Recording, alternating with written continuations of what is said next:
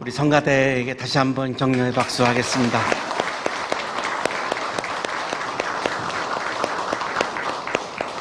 옆에 계신 분과 사랑의 인사 나누시겠습니다.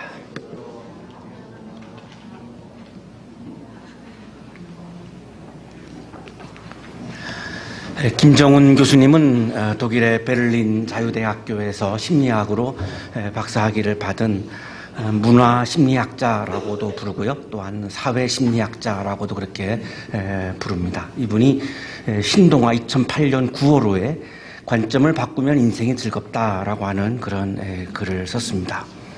굉장히 몇 해 동안 굉장히 시리즈로 썼었는데 그 중에 하나의 제목입니다. 이 글에서 이분이 21세기의 리더십은 권력에서 나오지 않고 소통에서 나온다라고 그렇게 이야기를 했습니다. 우리가 선거를 치렀습니다만 사람들로부터 많은 표를 얻는 분들은 권력을 많이 쥐고 있는 분들이 아니라 국민들과 소통을 많이 하는 분일수록 표가 많이 나오고 있음을 우리가 확인할 수 있었습니다. 인용하겠습니다. 21세기 리더십은 마음을 움직이는 힘에서 나온다. 그래서 모두들 소통이 중요하다고 한다. 인간의 기초적 상호작용 형태인 의사소통은 두 가지 원칙에 의해 유지된다. 순서 바꾸기와 관점 바꾸기가 그것이다. 다른 사람과 내가 소통을 할 때 가장 중요한 것을 이분은 순서 바꾸기, 관점 바꾸기라고 그렇게 아주 분명하게 규정을 하고 있습니다. 이 두 가지 원칙 중 하나라도 망가지면 소통은 불가능해진다. 일단 순서 바꾸기다. 내가 이야기하면 상대편에게 순서를 넘겨줘야 한다. 내 턴이 있으면 상대방 턴이 있어야 한다는 이야기다. 일방적인 대화는 없다.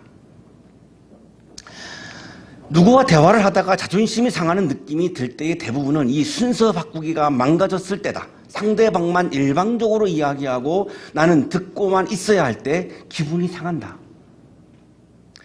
다른 사람의 이야기를 듣지 않고 자기 확신이 강해서 그렇겠죠.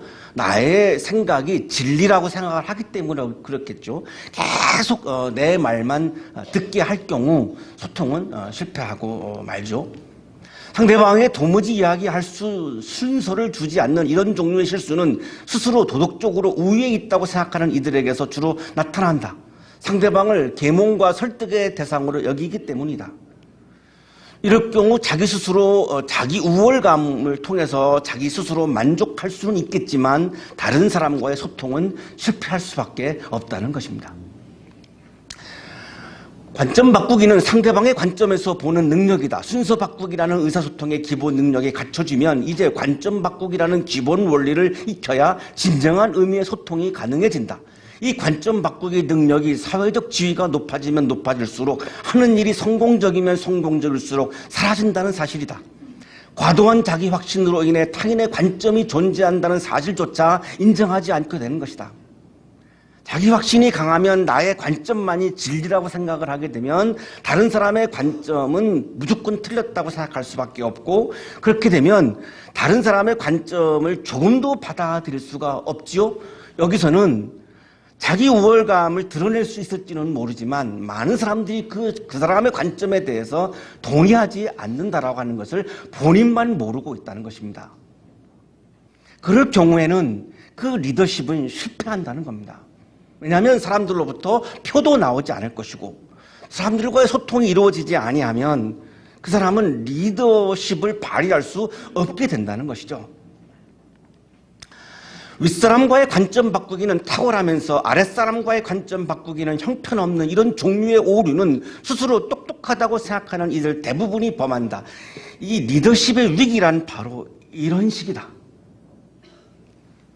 이것은 유대 종교 지도자들이 예루살렘 성전이 무너질 때에 이미 이 우월감 때문에 소통에 실패했고 성전과 율법만을 주장하다가 예수님을 부정했고 결국은 그래서 예루살렘 성전이 무너지는 충격적인 결과가 바로 소통을 하지 못하는 우월감을 가지고 있었던 유대 종교 지도자들에 의해서 이루어졌던 사건이고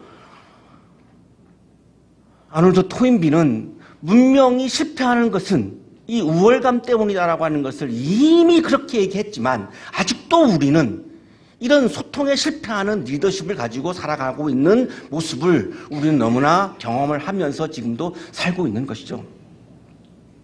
목사가 교인들과 소통에 실패하면 목회를 할 수가 없고 그 교회는 불행해질 수밖에 없습니다. 교회가 세상과의 소통에 실패하면 교회는 세상을 위해서 기여할 수가 없고 그 교회는 몰락할 수밖에 없습니다. 그래서 김정은 교수는 리더십에 있어서 오늘날 가장 중요한 것은 권력, 힘이 아니라, 다스리는 힘이 아니라 사람들과의 소통하는 힘이라고 이렇게 아주 강하게 주장을 하고 있는 것이죠. 자, 사람들과의 소통도 순서를 바꾸고 관점을 바꾸어야만 소통이 가능해지는데 하나님과 만남, 하나님과의 소통도 역시 마찬가지입니다. 나만 계속 내 소리를 이야기하고 하나님의 소리를 듣는 턴이 이루어지지 아니하면 하나님과 만날 수가 없고 하나님과 소통할 수가 없습니다.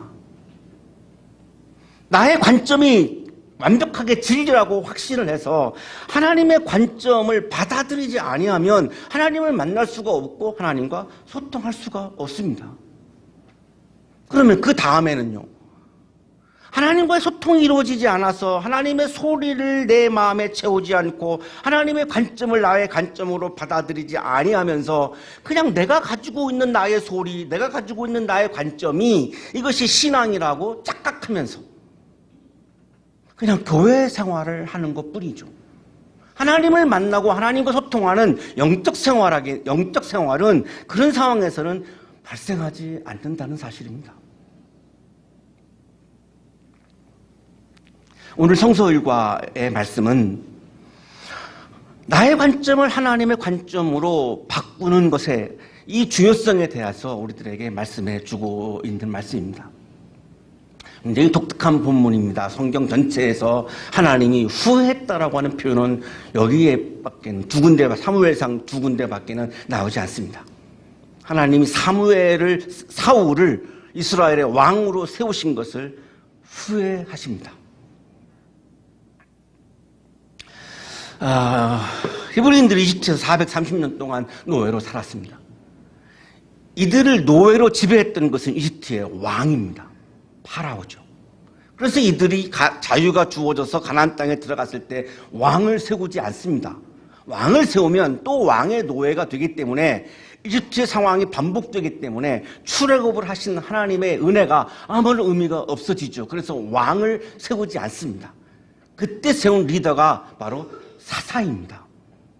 이 사사는 왕이 아니었습니다. 백성들을 소유하는, 노예로 지배하는 그런 왕이 아니라 전쟁을 통해서 외적의 침입을 막아주고 공정한 재판을 해서 사람들과 사람들 사이의 갈등을 조정해주는 이런 역할을 했던 사사를 세웠던 이유는 노예가 반복될 수가 없기 때문에 그렇게 했던 것이죠. 이 마지막 사사가 사무엘입니다. 사무엘이 나이가 늙어가지고 나이가 많아져가지고 두 아들을 사사로 세웠습니다.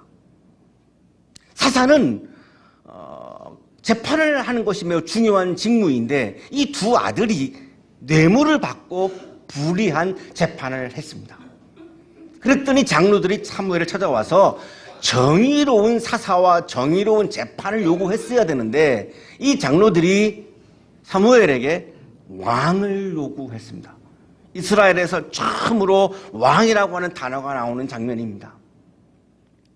이제 모든 이방 나라들처럼 우리에게 왕을 세워주셔서 왕이 우리를 다스리게 하여 주십시오. 이 말을 들은 하나님의 마음은 어땠을까요? 매우 속상하고 섭섭했습니다. 왜냐하면 하나님이 이스라엘의 왕인데 이스라엘 사람들은 자신의 왕을 교체하려고 하는 순간에 하나님의 마음은 아프고 섭섭할 수밖에 없는 거죠. 백성이 너에게 한 말을 다 들어주어라. 그들이 너를 버린 것이 아니라 나를 버려서 자기들의 왕이 되지 못하게 한 것이다.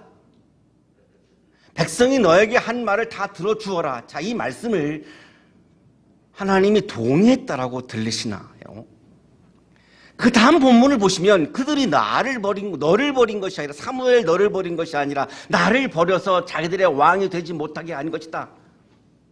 하나님이 자존심이 있지 자기 왕을 바꾸겠다는데 아니야 내가 왕을 계속할래 이렇게 말씀하실 수는 없죠. 그래 야, 들어줘 내가 왕인 게 싫대잖아. 들어줘. 이런 지금 뉘앙스로 말씀을 하고 계시는 거죠. 하나님은 왕을 세우는 것에 대해서 분명히 반대하신 겁니다.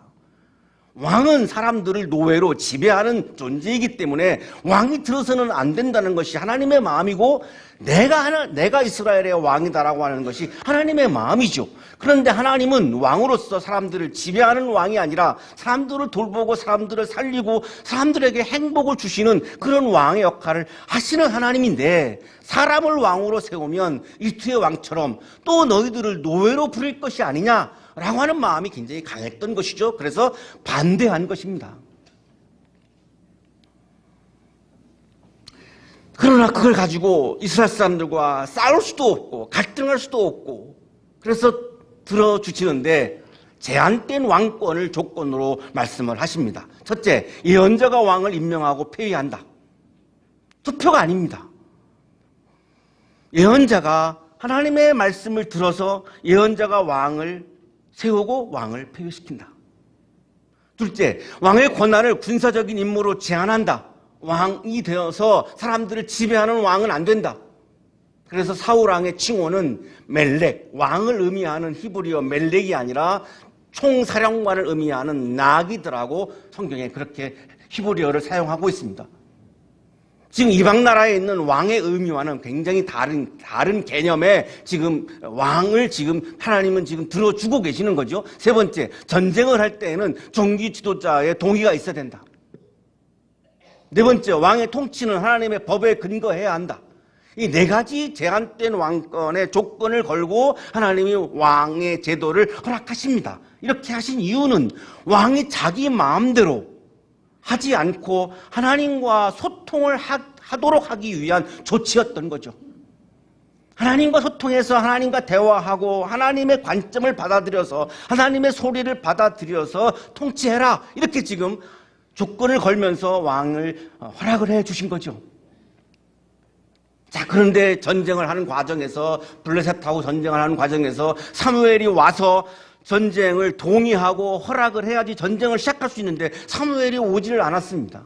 자꾸만 지연이 됐습니다. 조급하니까 사울이 이거를 선포하기 위해서 제사를 드려야 하는데 본인이 직접 제사를 집례를 해버렸습니다. 사울은 사람들이 시켜 번제물과 소목제물을 가지고 오라고 한 다음에 자신이 직접 번제를 올렸다. 제사장의 고유한 직무를 침범해버렸습니다. 하나님의 관점을 무시했습니다. 하나님의 명령을, 하나님의 법을 어겼습니다. 사무엘이 와가지고 사울을 꾸짖습니다. 사무엘이 꾸짖었다. 임금님이 어째 이런 일을 하셨습니까? 그리고 사무엘은 폐위 선언을 합니다. 왕을 폐위할 수 있는 것은 예언자의 고유 직무였습니다. 그러나 이제는 임금님의 왕조가 더 이상 계속되지 못할 것입니다. 주님께서 임금님께 명하신 것을 임금님이 지키지 않으셨기 때문에 주님께서는 달리 마음에 맞는 사람을 찾아서 그를 자신의 백성을 다스릴 영도자로 세우셨습니다. 여기 영도자가 멜렉이 아니라 나기드입니다. 다른 리더를 세우겠다라고 하는 폐위 선언을 합니다. 하나님은 사울을 왕으로 세우신 것을 후회하십니다. 사울을 왕으로 세운 것이 후회된다. 그가 나에게서 등을 돌리고 나의 명령을 따르지 않는다. 15장 11절에서 후회한다고 말씀하시고 다시 한번 오늘 지금 35절에서 다시 한번 하나님이 사울을 왕으로 세운 것을 후회했다라고 지금 말씀을 합니다. 그리고 사무엘에게 베들레헴 사람 이새에게로 가라. 그의 아들 가운데서 왕이 될 사람을 내가 선택해 놓았다. 이새를 제사에 초청해라. 그리고 내가 거기에서 일러주는 사람에게 기름을 부어라. 그 사람이 사울 다음에 왕이다 라고 말씀을 합니다. 사무엘은 베들레헴으로 갔습니다. 많은 사람들이 그 제사에 참여를 했고 사무엘이 특별히 이새와 그 아들들을 그 제사에 초청을 했습니다. 그 이새의 아들 중에 첫째 장남인 아들이 엘리압이었는데 이 엘리압이 아주 외모도 준수하고 굉장히 인물이 좋았고 사무엘이 볼 때에 이 사람이 하나님이 세우시려고 하는 왕이구나라고 하는 게 직감적으로 굉장히 아주 팍팍하게 꽂혔습니다. 아, 이 사람이구나. 이 사람을 세우시려고 하시는 거구나. 주님께서 사무엘에게 말씀합니다. 너는 그의 준수한 겉모습과 큰 키만을 보아서는 안 된다. 그는 내가 세운 사람이 아니다. 너는 그의 준수한 겉모습과 큰 키만을 보아서는 안 된다. 큰 키만을 보아서는 안 된다. 큰 키만을 보아서는 안 된다. 성경에 있는 하나님의 말씀입니다. 이거를 어기는 분들이 너무나 많습니다. 우리 미혼인 여성분들 명심하셔야 됩니다. 키를 보고 결혼하시면 안 됩니다.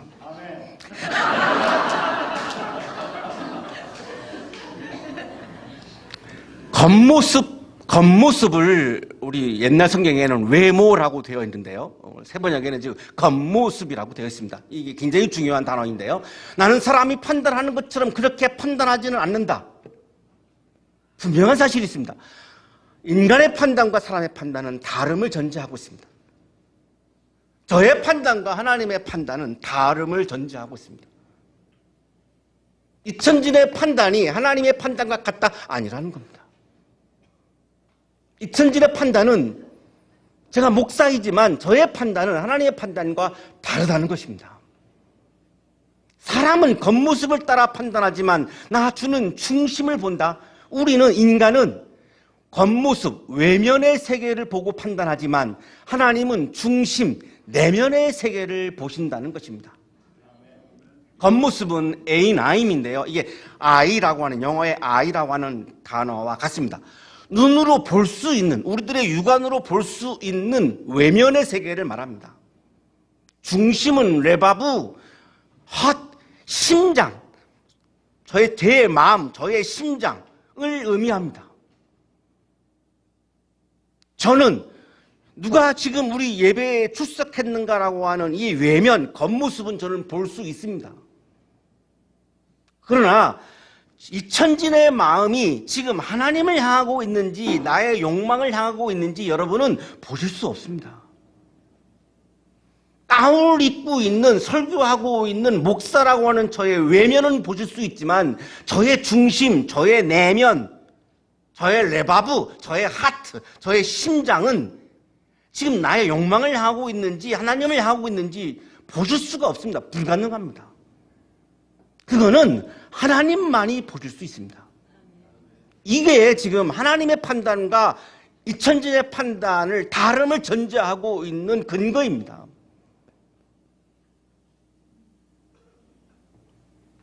일반 교회에서 교회에 출석을 많이 하고 열심히 하는 사람들을 장로로 세우죠. 그거는 외면을 보고 세우는 겁니다. 그분의 마음이, 그분의 심장이 하나님을 향하고 있는지 어느 누구도 아무도 알 수가 없습니다. 그거는 하나님만이 볼 수 있다는 겁니다. 그래서 하나님이 전제하시는 겁니다. 나의 판단과 너의 판단은 다르다. 사무엘에게 너의 판단과 나의 판단은 다르다라고 분명히 전제하고 있는 겁니다. 저는 이 시간에 저의 판단과 하나님의 판단은 다릅니다라고 하는 것을 인정을 해야지만 하나님의 관점을 받아들일 수 있고 그래야만 저는 하나님을 만날 수 있는 길이 시작됩니다. 하나님과의 소통이 이루어질 수 있습니다. 무조건 나는 목사니까 나의 판단과 하나님의 판단은 같다라고 전제한다면 저는 죽을 때까지 하나님을 만날 수 없습니다.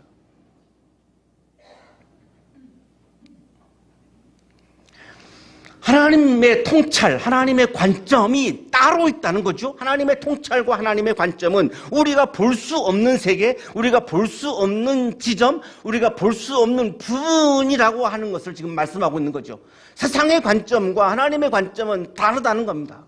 세상의 관점은 겉모습, 외면의 세계를 보고 판단하지만 그럴 수밖에 없어요. 우리가 내면을 볼 수가 없어요. 하나님의 관점은 중심, 내면의 세계를 보신다는 겁니다. 이거는 하나님만이 볼 수 있다는 거죠. 세상의 관점은 독점을 지향하지만 하나님의 관점은 나눔을 지향합니다. 세상의 관점은 약자를 지배하는 것을 즐기지만 하나님의 관점은 약자를 높이는 것을 기뻐하십니다. 세상의 관점은 전쟁을 해서 이기는 것을 중요하게 여기지만 하나님의 관점은 평화를 중요하게 여기십니다. 세상의 관점은 내가 하나님이 되어서 다른 사람들을 지배하는 것을 성공이라고 얘기하지만 하나님의 관점은 사람이 되어서 낮아져서 내가 다른 사람들을 섬기는 것을 행복이라고 말씀하십니다. 교회의 관점은 어떻게 교회 자체가 성장할 것인가를 추구하지만 하나님의 관점은 하나님 나라가 이 땅에서 어떻게 확장될 것인가에 대해서 중요하게 여기십니다. 많이 다르죠. 제가 목사니까 나의 관점은 하나님과 관점과 일치합니다라고 내가 얘기할 수 있지만 요거 몇 가지만 살펴봐도 저의 관점과 하나님의 관점은 완전히 다릅니다.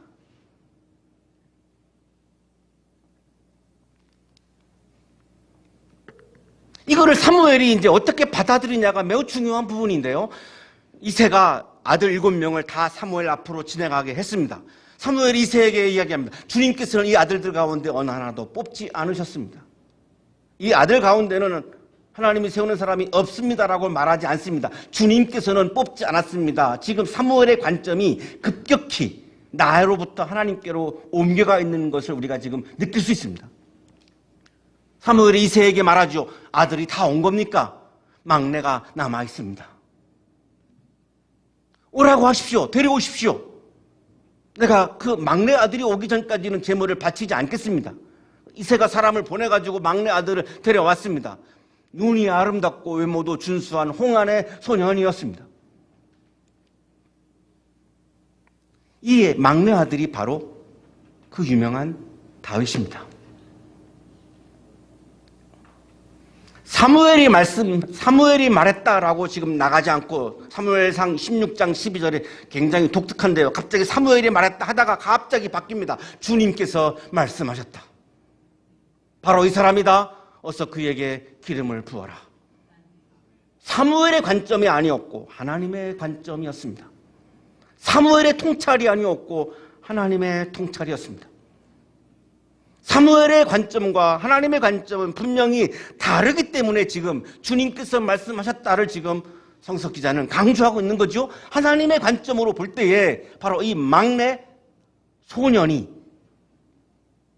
하나님이 기름을 부어서 새롭게 세우시는 왕이라는 겁니다.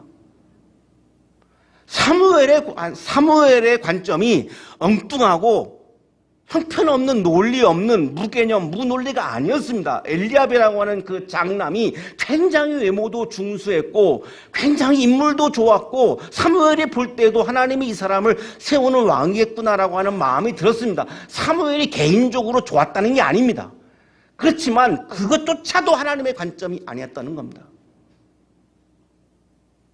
엘리압과 비교해 볼 때는 너무나 약한 소년이었습니다. 굉장히 연약한 소년이었습니다. 그 연약한 소년 다윗을 하나님께서는 이 다윗에게 기름을 지금 부으라고 말씀하고 있는 거죠. 이게 하나님의 관점입니다. 사무엘이 다윗에게 기름을 부었습니다. 그러자 오늘 마지막 절인데요. 그러자 주님의 영이 그날부터 계속 다윗을 감동시켰다. 주님의 영은 히브리어로 루아흐 야훼입니다. The Spirit of the Lord. 하나님의 스피릿이, 하나님의 영이, 하나님의 마음이 다윗의 마음을 가득 채웠고 그 하나님의 관점이, 하나님의 마음이, 하나님의 통찰이, 하나님의 시선이, 하나님의 시각이, 하나님의 뜻이 다윗을 계속 감동시켰다는 겁니다. 어떻게 이게 가능할까요? 다윗이 여전히 나의 관점, 나의 통찰, 나의 마음, 나의 뜻, 나의 생각을 가득 채우고 있었다면 하나님의 관점이, 하나님의 영이, 하나님의 마음이 감동을 줄 수가 없습니다. 우리가 감동을 받을 때는 그 이야기가 내가 동의가 될 때 감동을 받지 동의가 안 되는데 감동을 받을 수가 없습니다. 다윗이 지금 감동을 받고 있다고 하는 것은 나의 영을 내려놓고 나의 혼, 영이 아니죠. 나의 혼, 나의 소울, 나의 지정의, 나의 로고스 파토스 에토스를 내려놓고 나의 마음속에 나의 혼이 아닌 하나님의 영, 하나님의 스피릿을 가득 채웠어요. 하나님의 관점과 하나님의 말씀과 하나님의 뜻을 가득 채웠어요.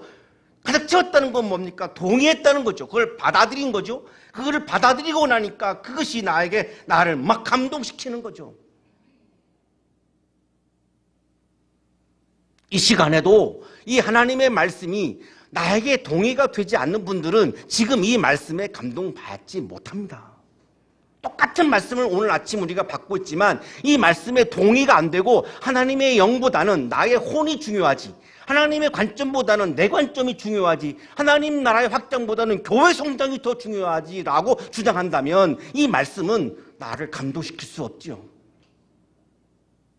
동의하고 그거를 완전히 다 받아들였기 때문에 지금 주님의 영이, 주님의 스피릿이 다윗의 혼을, 다윗의 소울을 지금 감동시키고 있다는 겁니다.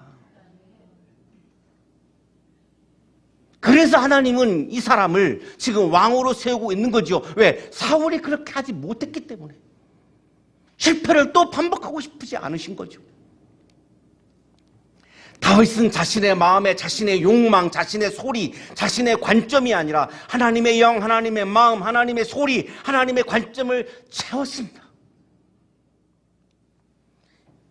그걸 채우고 나의 욕망을 따라 사는 것이 아니라 하나님의 소리를 따라서, 하나님의 관점을 따라서, 하나님의 영을 따라서, 하나님의 뜻을 따라서, 하나님의 말씀을 따라서 살아가는 것, 이것을 우리가 신앙이라고 부르는 겁니다.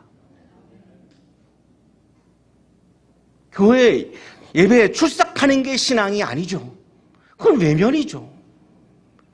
예배의 자리에 왔지만 내 마음은 여전히 내 욕망을 이루려고 거기에 그냥 내 온 혼을 다 쏟아붓고 있는데 그걸 신앙이라고 말할 수는 없지요. 나의 중심이, 나의 심장이, 나의 하트, 나의 심장이 하나님의 영을, 하나님의 관점을, 하나님의 혼을, 하나님의 영을 내가 다 받아들여서 그것을 따라서 내가 살겠다고 결단하고 실제로 일주일 동안 월요일부터 토요일까지 하나님의 영을 따라서 하나님의 영의 감동을 받으며 하나님의 영을 따라서 하나님의 관점을 따라서 살아가는 것, 이것을 우리가 신앙이라고 부르는 겁니다. 거기에 진정한 영적인 기쁨이 있습니다. 나의 관점을 고집하며 살면 내 욕망을 충족시킬 수는 있겠으나 거기에는 영적인 기쁨은 없습니다. 하나님의 영의 감동을 따라 살면 내 욕망이 충족되지 않아도 거기에는 영적인 기쁨이 가득합니다. 몸이 아파서 힘들 수도 있고 경제적으로 어려울 수도 있고 사람들과의 관계 때문에 어려울 수도 있습니다. 힘들 수도 있습니다. 그러나 하루하루 매순간 나의 혼이 아니라 나의 소울이 아니라 하나님의 영, 하나님의 스피릿의 감동을 받으며 그 하나님의 영을 따라서 살아가는 그 인생의 길에는 영적인 기쁨이 충만하고 가득합니다. 여러분의 삶에 하나님의 기쁨이, 영적인 기쁨이, 성령의 기쁨이 가득하기를 축복합니다. 거룩하신 주님, 우리의 혼을 비우고 하나님의 영을 채워서 하나님의 소리와 하나님의 관점을 따라서 최선을 다하여 살게 해 주옵소서. 그래서 우리들의 삶 속에 하나님이 주시는 영적인 기쁨이 충만한 삶이 되게 해 주옵소서. 그 기쁨이 질병도 이기고 슬픔도 절망도 이기게 해 주시옵소서. 예수 그리스도의 이름으로 기도하옵나이다.